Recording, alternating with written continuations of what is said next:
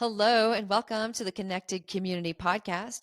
Today, my guest is Tracy Fance, who is a hypnotherapist, and today we deep dive into the topic of past life regression. I ask all the controversial questions, so I know that you're going to love this. Why do we want to do past life regression? How is it helpful? What can we learn?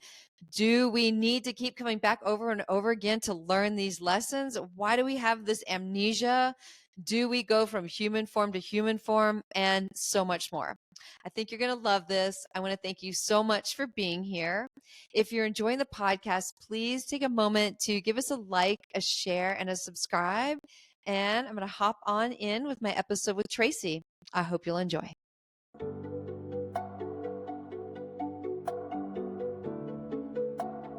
Hello, and welcome to the Connected Community Podcast, a place to explore possibility through mindfulness, movement, and self-discovery.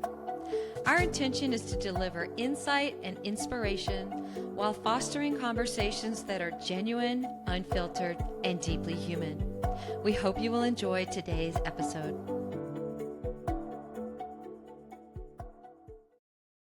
Hi, Tracy. Welcome to the Connected Community Podcast. I'm so happy to have you today. I'm really thrilled to be here. I'm so excited. I think this is going to be really good fun. Yes, yes. And you are from the Kent coast of England. And before we hopped on, I had to look up where that is. And it looks absolutely stunning. Yep, we're about 60 miles from London because I know everyone's heard of London. No one's heard of Herne Bay. Yeah. It looks magical. It is. I'm right by the sea. I'm literally less than a minute walk to the sea. I can see it from my house. I've been for a beautiful walk along the coast today. So it's absolutely wonderful. Oh my gosh. Wow. Nice. Yeah. So today we're going to dive into past life regression. I'm really excited about this topic. This topic was something that I was super fascinated and very involved in, I'd say like 20 years ago, and then I've kind of shelved it for a while. And you've been an intuitive for over 16 years, but you were saying that you were fascinated with past life regression and reincarnation since you were a child. And I would like to hear more of that because I don't think that children are typically into that or even know about that or what that is. So how did that evolve for you? Okay, so when I was really small, I think I was like 4 or 5. I remember having these like odd night experiences, like either I would wake up from a nightmare and then kind of not sleepwalk around the house, but I wasn't really fully back in my body. And then I remember one time I'd lost a tooth and we had the tooth fairy coming that night. And I woke up and I just could not roll over and see what was behind me. So, of course, my 5-year-old self was like, oh, it's because the tooth fairy's here. And it probably wasn't. It was more likely to be sleep paralysis and more likely to be my spirit guide or a visit from spirit. But I remember that really vividly. And I think that although I put the lid on all of that, because it kind of freaked me out a little bit at 4 or 5, if I'm honest, it freaked me out. I just kept a fascination with it. And you're right, it is not normal reading material for children. Right. I did read like Enid Blyton and I did read Spot the Dog and all of the Janet and Jane and all of that. But I was also reading anything I could get my hands on about witches and past lives and reincarnation and ghosts and just anything paranormal. I just absolutely had a massive appetite for it.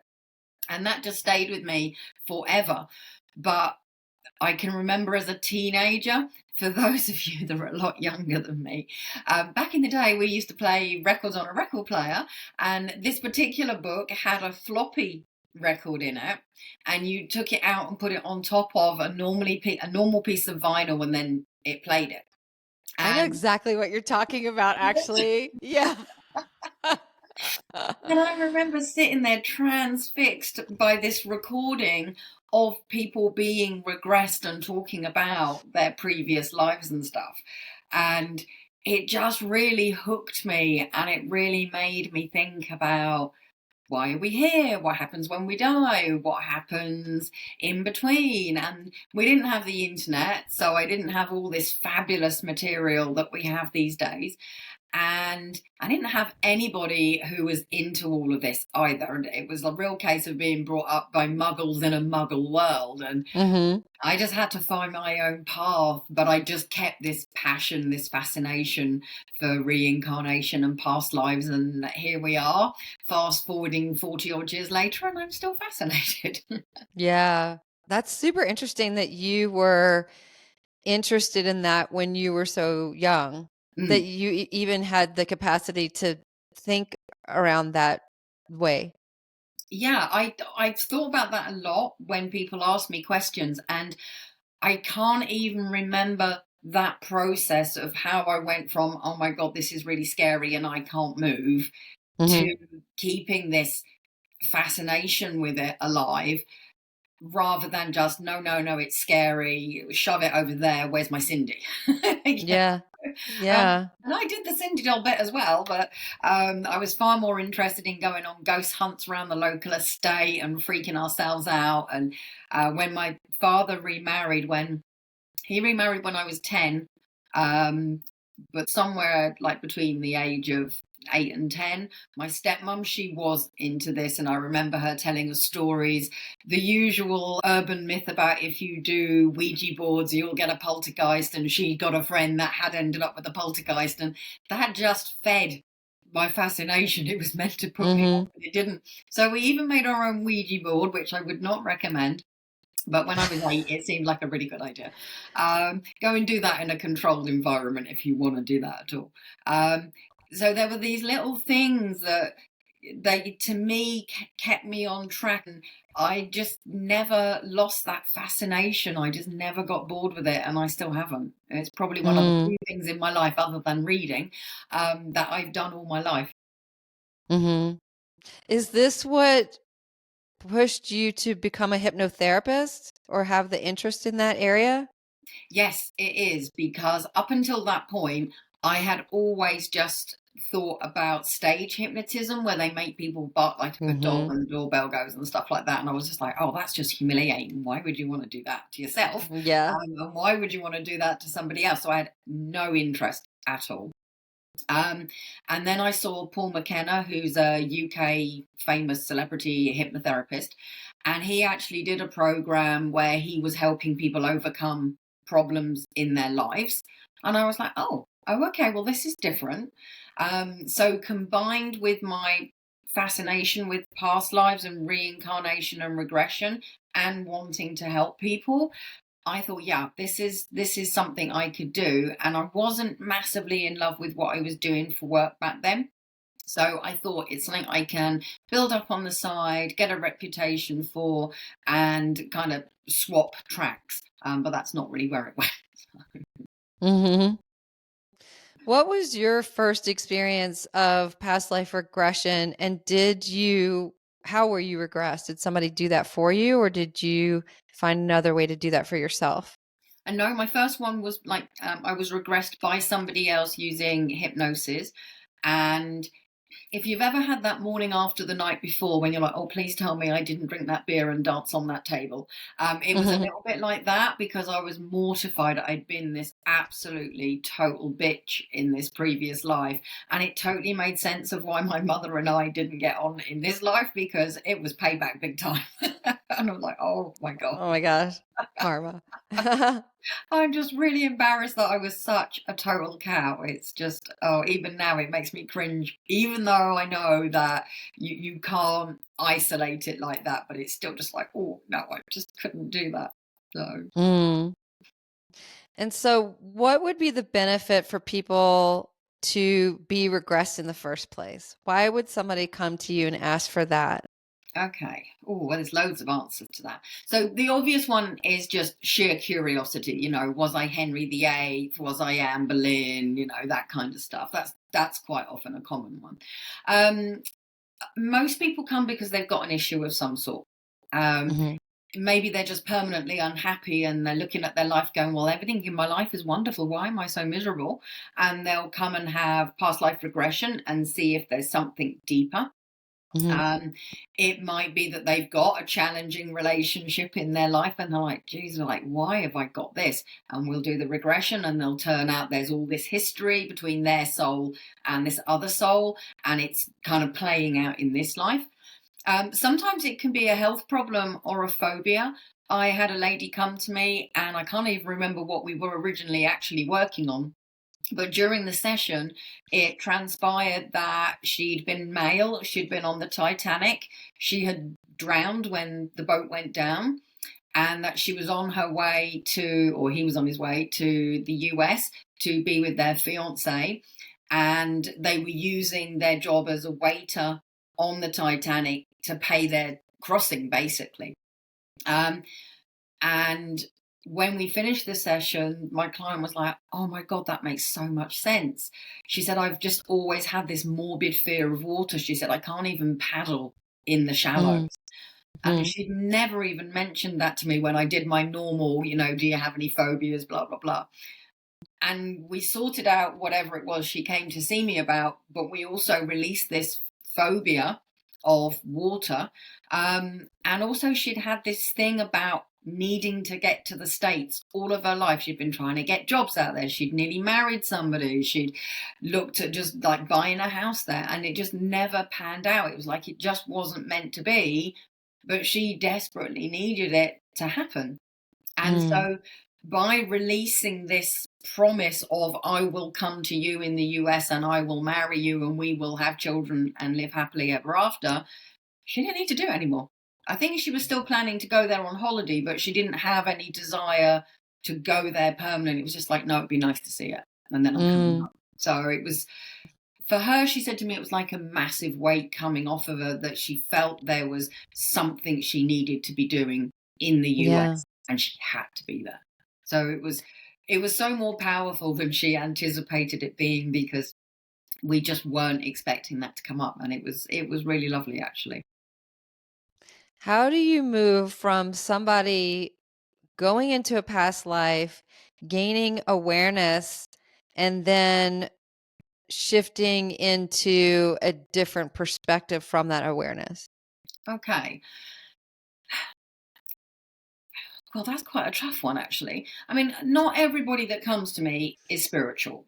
Mhm. Sometimes they're just, like I said, curious, or someone's bought them a gift voucher because they've always Mhm. fancied being regressed, but they're not interested in the spiritual. So Mhm. that can be a huge awakening for them, because if you really believe in what you experienced, and Mhm. I do ask people when they're in the hypnotic state, you're seeing these people around you, do you recognize them from your life now? And they'll quite often go, oh yeah, there's my mother, or this child here is my sibling, or whatever it might be. And so, I'm not leading them with that. I'm not saying, can you see your mother around you, or can you see your partner around you? I tend to Mhm. let them fill in the blanks. And Mhm. so sometimes when they come back, it's completely blown their mind on what they've experienced. Sometimes they're like struggling to get to grips with it because they're not really spiritual and they want to believe it. But at the same time, it's like, well, yeah, but it can take a Mhm. while for them to shift through the different layers and get comfortable with it. And sometimes those people have come back to me to work with me more because it's woken them up and it's made them get thinking, even if it's taken them quite a while. Do they often think that it was their imagination and they don't believe the experience that they had? Yep, sometimes that happens, but that happens when we're doing psychic and spiritual development work too, because it just it just feels so foreign, so different from our waking state. But Mhm. actually, the seat of the clairvoyance, which is the pineal gland, and the imagination, they are literally a paper's hair width apart. And Mhm. so I encourage people to let their imagination run wild, because actually that is more likely to get rid of the blocks and let it flow. Um, Mhm. and hypnosis is good for that because it removes the filter. It removes that logical, judgmental bit of us that goes, "What the heck? Whereas if I just said to somebody like we're talking now, so who were you in a previous life? Your logical brain wants to kick in and it will get in the way and mess you up Mhm. a lot. So yeah, Mhm. it does come into it, but because it resonates, it feels right. And you would think if someone's going to run wild with their imagination, that they're going to be Henry VIII, they're going to be, Marie Antoinette or, George Washington or whoever it is. And they very rarely are. In Mhm. fact, they're normally the household staff, or they're some serf living in a mud hut, trying to toil on the land. And why would you pick that? If you're going to let your imagination run wild, you'd want to be rich and famous and dripping in gold. Mm. So yeah, I think the imagination block is a thing for a lot of people. Yeah. Yeah. I'm thinking that a lot of people are going to ask this question because it's come to my mind so many times, but why do we need to keep coming back? Because we're daft. Uh, Well, our soul is on a journey, and we have to play so many parts to tick all the boxes to be able to use the jargon to ascend, which basically means we've cleared all our karma, we don't have any missions left to fulfill, we can just become energy and stay as energy. So it's like going through the school program, and you can go right the way to postgrad and then you go, I'm done. Okay. mhm. But you've got to go through, and some lessons are deeper and you have to do more towards achieving them. Okay. Mhm. So, Mhm. and I think it's also down to how we deal with those things. So, let's say that anger is an issue for someone. If they're not mastering it, if they keep coming unstuck due to their anger, then they're going to have to come back more times to deal with that than if they master it in a couple of lives. And Earth is a really tricky place. It's the hardest place to learn. Okay, so there are different planets, different dimensions where it's easier, and we will have had lives there as well too, if that's any Mhm. consolation. And so our soul has signed up for what we're going through, but I do believe that when we get here and we don't have any memory of what we've agreed to and who's here to help us and who's here to trip us up, it does make it harder, and we are left going like, why the heck did I sign up for this? Yeah, yeah. Yeah. And that's often, I think, when people say, God, I must have been awful in a previous life because look what I'm dealing with in this life. But actually, it's more a case of no, it's just that you're better equipped to deal with the tough one now. You just don't remember the journey that you went on that equipped you, you know? Mhm. So it's a tough one. I totally agree. It is a tough one. So a lot of people will ask, why do we forget? Why do we not have some memory? Why does it have to be so hard that we have to come back and learn these lessons over and over and over again without kind of getting those nuggets from the past to help us along the path? Okay. So some of that would be like giving you the answers to the math test. If you've got all the answers, you wouldn't bother. You just go, oh, yeah, I've done that. Mhm. But also, there's a reason that women forget how painful childbirth is. Otherwise, nobody would have second, third, fourth children. Okay. Mhm. So there's a lot of trauma that our soul, our higher self, which is the part of our soul that never incarnates, it knows all about all of that. And we can Mhm. access it when we need to, if we need to, but we don't need to drag it around with us all the time. And so this is why when you go for past life regression or you do work in the Akashic records, you are only going to get shown what you're ready for and what you can deal with. Because if you're not ready, it could do more harm than good. Mhm. Okay. There's a really good book by Robert Schwartz, and I can't remember which of the two books it's in, But there's one chapter, and this lady has been murdered something like 42 times by the same soul, and it delves into why it's still playing out like Groundhog Day. And in this life, she's just like, I really need to stop this. This just can't keep happening. And there was a lot of stuff there that they just weren't resolving. And so, if she could remember all of those other experiences, I just think you'd go crazy and just probably be in a padded cell somewhere. So there's not always mileage in knowing everything that we've done. Hmm. So I'm assuming there's newer souls that have had less past lives, and then there's people that have thousands of past lives, but that's hard for me to wrap my head around why that would be. Can you explain that? The same as we have new cars and we have old classic cars. You know, the classic cars have had a lot more miles on them, they've seen a lot more, they need a bit more maintenance. And the newer cars are equipped with all sorts of bells and whistles that the old cars aren't. Like children these days are just being born so much more open. They'll talk about their past lives when they're probably anything under the age of 6. I've got friends that her kids used to go, when I was in heaven with my other mummy, and it'd be like, no, I'm your mum. No, no, no, no. When I was in heaven with my other mummy, this happened, that happened, and this person is my cousin now. And it was just like, she said it was fascinating hearing this kid talk about all these people from this life that they'd met in heaven or had previous lives with. And he doesn't remember any of that now. And I Mm. think he's in his early 30s now. But for years, he would talk about that. Oh, And, wow. I think the children are much more psychic, much more able to delve into that spirituality more easily. Whereas us older models, it was much harder. We had the taboos in society, we had the religious restrictions. Even now in the UK, it's probably the same in America. There are certain churches where if you told the vicar or the priest or whoever that you were doing past life regression or psychic development or mediumship, they'd just chuck you out the church. Yeah. And we're Yeah, in yeah. 2025, for goodness sake. Um, Mhm. so the world still isn't completely ready for the spirituality that we're into. It's still very much in the old religions, even though there's a lot of crossover. Mhm. Where are the newer souls coming from? Well, I've wondered that myself. So I did do an investigation into this because it really bugged me for a while.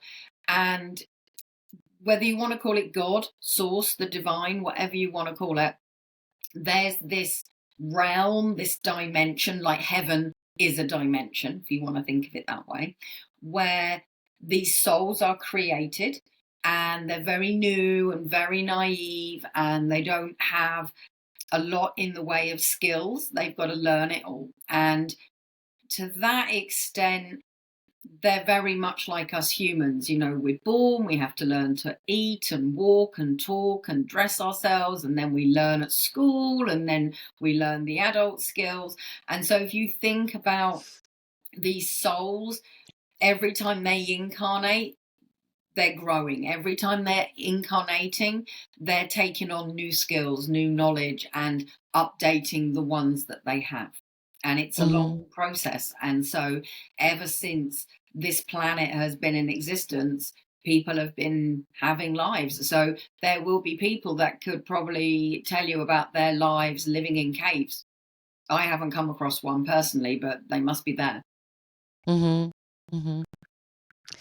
And so can multiple people have the same past life personality or be the same person? Yes. Yeah. So that's hard for me to wrap my head around as well, and I've heard that. So how does that play out? Okay, so do you remember Gremlins where they said don't feed him after midnight and don't get him wet and don't do whatever else the third one was, because then these little things pop off him and multiply and grow. It's very much like that. So I'm going to try and keep this simple. We have our oversoul or the higher self. So that's like the mother of the sourdough bread. Okay. And Mhm. you keep that and you keep growing it. And then you take bits out and you go and make another loaf of bread with it. And then the mother grows. Okay. Yes. So if you imagine that soul, that oversoul, could have, let's say, 6 lives all at the same time. Okay. Mm-hmm. So you've got these 6 personalities all uploading their life experiences to that oversoul or that higher self. So it contains it like cloud storage. It can be accessed anytime. So those lives affect each other. So if I have a life that's in Africa and that's doing a lot of self work and self development, then that healing is going to ripple through the rest of the beings that are from that soul. Does that make sense? A little bit, yes. Okay, so think of those 6 beings that are all living at the same time. Mm-hmm. They're energetically connected, so stuff flows backwards and forwards through them. Mm-hmm. Okay. Imagine that a soul was alive in Henry VIII's time, Mm-hmm. and now you're connecting with those 6 people. They're all from that one soul, so they all remember being Henry VIII. Does that make sense? Yes. Okay. Okay. Yes. But you can obviously only have one Henry VIII. Right. All right. Right. And Mm-hmm. obviously, if you regressed somebody in 1950 and they went, oh, yeah, I was Henry VIII, and then you regressed someone in 1990 and they went, oh, yeah, I was Henry VIII, well, that soul is incarnating. So it makes perfect sense that you're going to come across more than one person who Okay. was Henry VIII, but they might all be that same soul, just different lives. Does that make sense? Yes. Yes. Yes. Okay. That makes sense. So it's not a case of everybody that is regressed automatically is someone famous, Right. but it is possible for more than one person to declare that that's who they were. Okay. All Right. right. Okay. And then I'm curious about, it seems that there is a lot of spiritual expansion for many people that's happening right now, Mm. that people are evolving on a spiritual level at lightning speeds, from my perspective, from like no other time, maybe. And so, what is going on? Okay. Right. Well, there are periods in time where the vibration of the planet shifts, usually in an upward trajectory. So when we Hmm. talk about the age of Aquarius, that was an energetic shift. Hmm. And when we look at what's going on the planet, that will affect the vibration. So things like the pandemic, things like the war, like the Second World War, um, things like mass famine and epidemics. Bizarrely, when we have these challenges on Earth, that tends to be when the spirituality rises to the top because people are looking for answers. They're looking to find out why this is happening because things are so hard. They need something else to get them through it. And sometimes it's drugs and alcohol, and sometimes it's spirituality. Okay. And when we had the pandemic, that's a good one to choose because most people still remember it, whether they want to or not. Um, Hmm. there were a lot of people who were frightened and they felt insecure and their lives had completely destabilized. And so a lot of people turned to prayer, religion, spirituality to try and deal with that. Hmm. And so it did impact a lot. Also, although it was only temporary, when we had this huge coming together where the globe was united in something that was happening beyond their control, we actually we didn't fight as a whole because there are always people who are out for themselves or are too scared to do the fight. But we had a common enemy, and for once it wasn't each other. Um, Hmm. and so that lifted the energy, it lifted the planet. We're also seeing the shift in humanity, which is why there's so many children being born that are spiritual. It's like they're ahead of the game, which is challenging for the parents because if the parents aren't even spiritual in the first place, they're going to be running behind the kids. And even for those parents that are spiritual, if they've got really super spiritual children being born, it can still be a challenge. Hmm. I know this is strange, but I'm thinking that a lot of these super spiritual children are being born presenting as autistic. Yeah. Okay. And then as adults, we're not really sure how to meet them. And so, what does the future look like for these kids? Because they are being born in more abundance. They are. Yeah. So not everyone's going to like my view on that one, and I apologize in advance for that. But based on the healing work I do, the Akashic records that I work in, the regression that I do, and a ton of information that I have come across in the process of what I do, we have soul families. Now, soul families can be born with a common goal. So, for instance, going back to the 1100s on the Mediterranean continent in France, there was a sect of people known as the Cathars, and they were deemed to be heretics by Rome and the Vatican. And they were basically annihilated. It was typical ethnic cleansing. But all of those souls that came and chose to be a Cathar, they did that as a collective soul contract. The same as you could look at the people that had to rise up against apartheid and racism.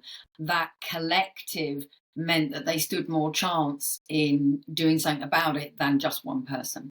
So those children that are being born that are autistic, this is a soul group collective contract to bring change to the world, because the world that we're living in, we live almost in permanent fight, flight, and freeze because we're stressed about so much. You watching TV, people are killing each other, or they're horror movies, or whatever. You're watching the news, and it's horrific, and it's going to dysregulate you. And what happens to us gets passed on to our children. Okay. So Hmm. one of my ladies, she remembers being in the womb. She doesn't remember it consciously, but she told me about it when she was under hypnosis. I didn't plant the Hmm. seeds, it came from her. Just want to be clear on that. And I worked with what came up, and we helped to shift it, and it has affected her for all of her life, and she's in her 50s. Hmm. I spoke to her after the hypnosis, and I said, could you have the conversation with your mother? And she said, yeah, we're really close. I could definitely have that conversation. So she went to her mum and said, did you say that you did not want me? And she said, yes, I did. She said, I found Hmm. out I was pregnant. Your father had just walked out on me. And I sat there with her mum, your grandmother, and said, I don't think I can have this baby. I don't want it. I can't deal with it. It's just too much. And being a Hmm. single parent back in the 70s was a big deal, more so than now. And obviously she did have the baby, otherwise I wouldn't have been able to regress her. But she said, I had you and I loved you and it all worked out fine. But all that soul could remember was, I'm not wanted, I'm not loved. Yeah. So that baby was already emotionally disturbed Hmm. before they were born, and they Yep. never got re-regulated or undisturbed because they couldn't communicate that they were disturbed, and the mother didn't realize that she was. Okay. And then other things happened to her that kept her in fight, flight, and freeze. And consequently, there's not much in our world that helps to re-regulate us unless we go and look for it. So we end up using food, drugs, alcohol, TV, scrolling on our phones to escape, but that actually dysregulates us more. Yeah. And all that dysregulation can then be passed on to your children and those children's children. And so we are passing down generations of dysregulation. Certainly after the wars, that would have been really bad. You imagine how many people came back from the war shell shocked, how many people lost loved ones and just the general trauma of war. And then by the 70s, life is changing dramatically. Mums are going out to work and kids are being left to fend for themselves or whatever. And then by the 80s, we've got computers and video games and MTV and God knows what else. And it's just got steadily worse. And, Mhm. you say to people, oh, you need to meditate. And they won't do it, even though they know it would benefit them. And there's lots of other things that people can do to re-regulate their system, but generally the minority are doing that, not the majority. Um, and so we've got to find a way to re-regulate our society so it's not so stressful the whole time, it's not so full on the whole time, and then that will change what's going on. So this sudden explosion of autistic children, they are here to demonstrate to us that life is very toxic and we need to do something about it. Mhm. But how are they doing that? Because the autistic kids in the society and structure that we've built are getting dysregulated.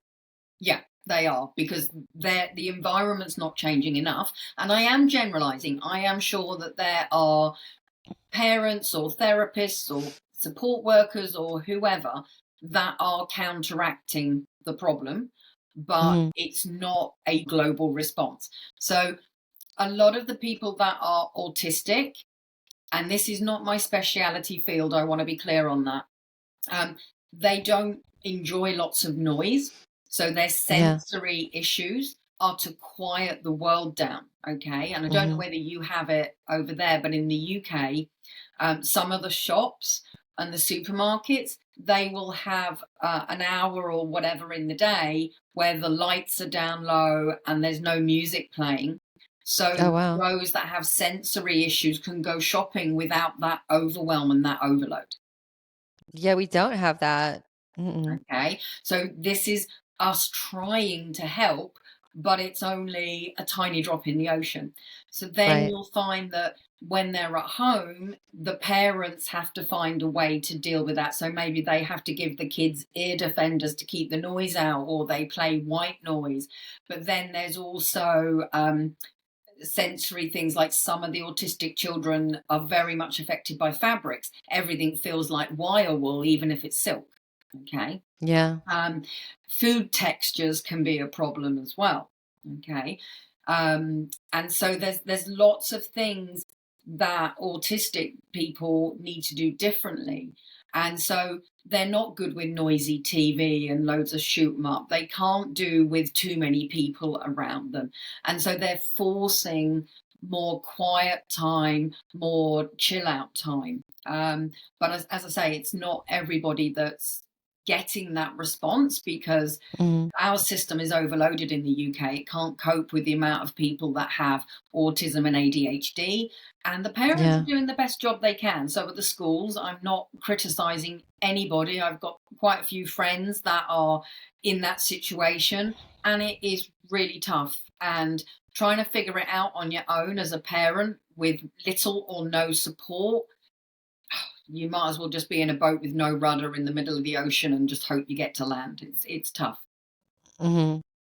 So you're saying that there's this burst in autism and ADHD because they are teaching or training us that there's a requirement for us to change our lifestyle so that we're not so sensory overloaded, so our nervous systems aren't getting so wrecked, that we're creating a more calm environment within our homes and hopefully eventually within our communities, Yeah, because what we're doing isn't sustainable for any ourselves or future generations. yeah, absolutely. And on top of that, when you look at the family dynamics, even if you've got both parents or both caregivers, mostly they're both working. And a lot of the time, I mean, I watch the parents walking around where I live and they're all glued to their phone, even though they're pushing the buggy with the baby in. The baby's Yeah. not getting that emotional connection. And you're a mum, so you'll know this. When your kids were little and they'd ignore you all day, but as soon as you took a phone call or went to the bathroom, they needed you. Yeah. Yep. That's because there is actually this energy connection between you. and it snaps when your focus isn't on them. Even if it's just you're in the kitchen prepping dinner and you've got one ear on them, the second something takes you away and you're not listening out, they will know. Yeah. Okay. Yeah, that's true. It's like Yeah. an instinct. Okay. And so when we are busy on our phones or gaming, or we're absorbed in the TV and we're not really emotionally engaged with the child, that also dysregulates them. And if anybody wants to know more about that, I would definitely recommend the Oprah Winfrey book, What Happened to You, because she has done tons of research on that phenomenon, and it's proven time and time again that it's leading to a lot of the dysregulation, which is leading to the ADHD and the autism, because it's come. But honestly, I really feel that the less social media and the less we're glued to our technology and the more time we had connecting to each other in a positive way would benefit humanity just so much. Yeah. Yeah. So I want to dive back into the reincarnation piece, and I'm having this thought of, and myself as a social worker too, there's some children that are born into the worst situations Mhm. and they just don't seem to have a chance. Maybe they were sexually abused when they were 2 or 3 years old, and then they were in and out of foster care homes, and they had alcoholic parents, and so their lives were pretty much marked from their beginning. And then because of that, then they end up harming other people. And so I've heard everything that you've said thus far, but there seems to be something that's not congruent in those situations for me. Okay. That's actually a really huge subject in its own right. I will try and do it justice. And to be clear, I never consider myself an authority. Nobody really knows until we die and get back over there how it all works. But I Mhm. have worked with a lot of people. I've done a lot of research, plus my own spiritual experiences, and I kind of bring it all together. So we choose the environment that we can sink or swim in. Okay. Mhm. So I'm going to use my life as an example. So my mother gave me up for adoption at birth because she had two children. My father was an abusive alcoholic. She left him. No sooner had she left him and she found out she was pregnant with me. I got given up for adoption, and then I had a really nice life with my new parents. And then they got divorced and remarried, and it all went downhill from there. Okay. So my soul chose that environment where I could learn what I needed to learn. I needed to learn independence, and my adoptive mother says that I was independent from the get go, which doesn't Mhm. surprise me. I have a lot of compassion for people because you never know what's gone on to make them choose the path that they have. And my birth mother, she felt she had no choice. If she'd have known that in a couple of years she was going to get remarried and have more kids, she'd have probably kept me. But she didn't have a crystal ball. She didn't know that. And she thought she was doing the best thing that she could possibly do. And in 1972, when she was pregnant with me, there were no hostels in the UK. There was nowhere to go. They didn't come till about 74, 75. So she was a single mum with two kids, no home, no job, no nothing. So Mhm. she honestly, truly thought she was doing the best for me. So that compassion that I have for people that have to make difficult decisions, that comes from being the person that went through the consequences of those decisions. So Yeah. I probably chose that environment because I needed to. Then my parents, they weren't the most demonstrative. So they weren't good at telling me that they love me. They weren't good at giving me lots of cuddles. In fact, my parents showed their love by criticizing me Mm. because, in their mind, and this won't be a conscious thing, they felt if they could point out where I was going wrong, it would make me a Yeah. better person, and it would make my life better, and it would make me safer. In fact, what it did was it made me a perfectionist, which I'm not as bad as I used to be. Um, Mm. and for a while, I was a people pleaser because if I gave people what they wanted, I got affection and gratitude and everything else that felt scrummy in return. And then I realized Mhm. that really didn't make me happy. So I broke that habit as well. And Yeah. those are all important lessons that my soul needed to learn. I'm also very much the healer. And because I flourished, because I grew as a result of those challenges that I've talked about and a host of other ones we haven't got time for, um, Yeah. and I kind of put myself back together and moved on from it. But there are a lot of people that can't do that unless someone like myself or you come along and show them the path they need to walk. And I'm Mhm. still a work in progress. I'm still not done. I probably won't ever be. I don't honestly think we ever stop growing, and we shouldn't stop growing. And even when we die, we'll go over to spirit and our soul will carry on working on itself. So Mhm. there are lots of things that I have learned from choosing the environment that I was in. But it could have gone either way. I could have lived my life as the victim and just given in to everything and been that emotional wreck that just chose not to do the self work, you know? Yeah. So we have to look to ourselves and look to see what we can do to bring change to our lives. And if you need someone to help you do that, then no problem, because that's what we're here for. Um, but there are people that crumble under the pressure of the life that they chose rather than flourish. And they will get another opportunity to achieve whatever it was they were meant to achieve. The key is to find a way to turn those negatives into positives, Yeah. Yeah. you know? I have one more crazy question. Assuming that all humans have a soul and all animals have a soul, do we ever cross species? Are humans always coming as humans, or does a cat always come back as a cat? Oh, you just love the controversial questions, don't you? Okay. So, the majority of people believe that animals stay as animals, but they can change species, and that humans stay as humans. Mhm. But I disagree with that. I don't believe that to be true. And the messages and experiences I've had would lead me to believe that that's not true. And the actress, I can never think of her name, Shirley MacLaine, she Mhm. totally believes that people that she loves have come back as her pet dogs.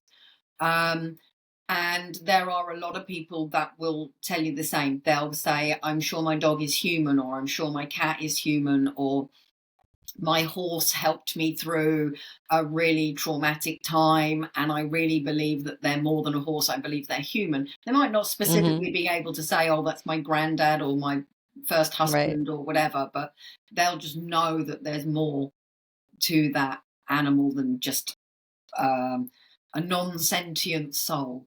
Okay, so Mhm. I fully believe that they cross backwards and forwards. So yeah, that soulmate connection with an animal can be just so Mhm. deep. And normally that soulmate will come and help us with something traumatic.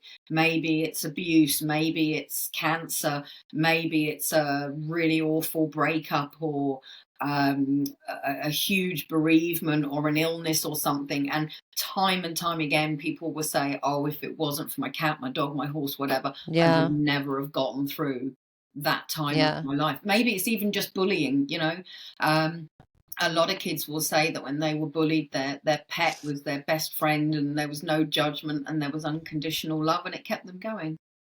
Yeah. I'm just wondering, do we have soul families that we continue to hang out with? We have a soul family in as much as you've got this netball team and this basketball team, and they keep playing every game together, but Yeah. the roles change, and some of the team might sit it out and the other players go and play, and they will keep reincarnating. And you can link with another soul family through marriage, adoption, that kind of stuff, but mostly you just tend to stick with the people that you've always incarnated with. So it's a little bit like being at school, and every year the same class graduates to the next year and keeps going. But there might be the odd soul that's really struggling to evolve at the same speed, and they might need to do more work to keep up. Okay. Yeah. Well, Tracy, I have a million questions, but we are running out of time. So I would love for you to just spend a moment telling people how they could connect with you and what some of the offerings are that you have, because I know that this is just one of a few offerings that you have. Yes, that's true. So you can find me on most platforms as Tracy Fance. They've got my picture on because in our family we're not very original, and I also have a cousin called Tracy Fance, and she doesn't do readings. So you won't get anywhere with her. So you can find me on mostly Facebook and Instagram, but I am on TikTok and LinkedIn, and it depends what you need. Some people come to me because they want help to develop their abilities. Some people come to me because they need a reading and need insight and answers to be able to do whatever they're doing in their life. I also have a free Facebook group where people can come and hang out and find just different tips and different things to help them on their spiritual journey. And if you've got issues going on in your life that are driving you nuts, then we can look at doing some past life regression, or we can work in the Akashic records and just find those answers for you. So basically, if you want to get in touch, feel free, and we'll figure out what it is you need and how I can help you. So just check out my website, which is tracyfance.com, and we'll work on it from there. Yeah. All right, Tracy, thank you so much. This was really fun, and this is a topic I've been wanting to explore for a while, so I'm super glad that I found you. I really enjoyed it. I think you managed to come up with some fantastic questions. I'm pretty sure there's some controversial stuff in there, so please don't shoot me, anybody. Yeah, well, controversy is good for the world. It gets you thinking. And, my Yeah. opinion doesn't have to be right. So if you don't like what I've said, it's in your hands to go find your own answers that do resonate for you. So, and I'm always happy to talk about that as well, because if anyone's got a better perspective on something, I'm happy to hear it. Yeah. Yeah. Well, thank you, Tracy. I appreciate you. That's great. I loved having this chat with you. Thank you so much. Thank you for listening to the Connected Community Podcast. If you enjoyed today's episode, please like, share, and subscribe. I can be found at www.nickyyoga.com, NICKYYYOGA.com. Until I see you again next week, I hope you have a beautiful day.